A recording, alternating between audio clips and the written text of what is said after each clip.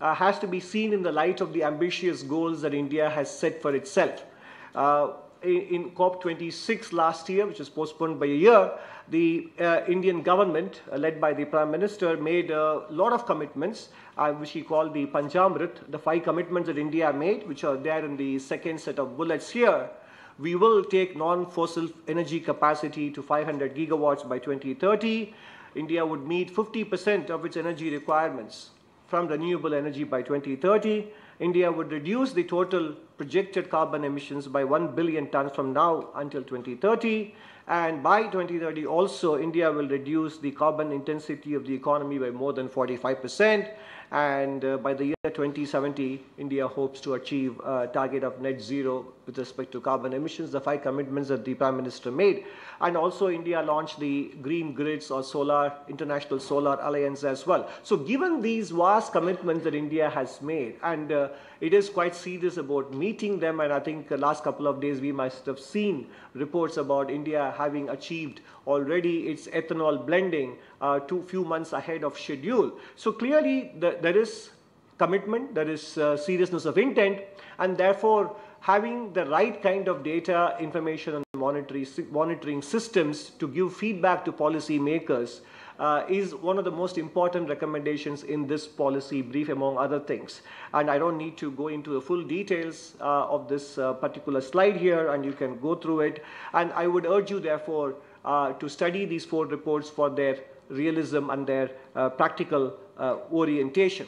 But since I have the opportunity here to not only talk about these 4 reports, but also especially focusing on this last dimension, emission intensity, because that is one topic that is sort of concentrating minds these days, the net zero, the green transition, energy transition, etc., and resilience, which also the Honorable High Commissioner touched upon in his speech. I would like to leave some thoughts with you as to how to prepare the world, how to make the world able to achieve its green energy targets.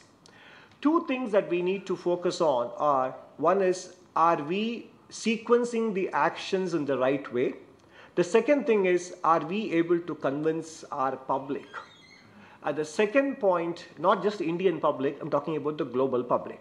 I'll talk about both of them. So this particular presentation is actually on the second aspect, because one of the things that we all have learned from the 2008 crisis and also subsequently in the kind of policy framework that were implemented in the last 14 years or so to recover from the 2008 crisis and then from the pandemic as well, there is a certain disconnect from what the policymakers aim to achieve and the kind of impact they have on ground with respect to the average family or the household, whether it is in developed world or in developing world. So much so that it actually led to a very excellent book, even if it is a bit dense, by Paul Tucker, the former Deputy Governor of the Bank of England, and the book is titled Unelected Power. It's about global unelected elites sitting in multilateral institutions, and if I may say so, even though Yamini is here, in think tanks, etc., making policy for the rest of the world, where the public at large doesn't really either comprehend them nor is unable to implement them. So in that regard, the OECD recently released a discussion paper soliciting public comment, just came out a few days ago, and it talks about the attitudes towards carbon net zero or carbon emissions in developed and developing countries, in G20 countries. In general, the 3 key factors that relate to beliefs about effectiveness, distribution, and own impacts are much stronger predictors and can explain a substantial share of the variation in policy views across people. People want to know if the policies are effective,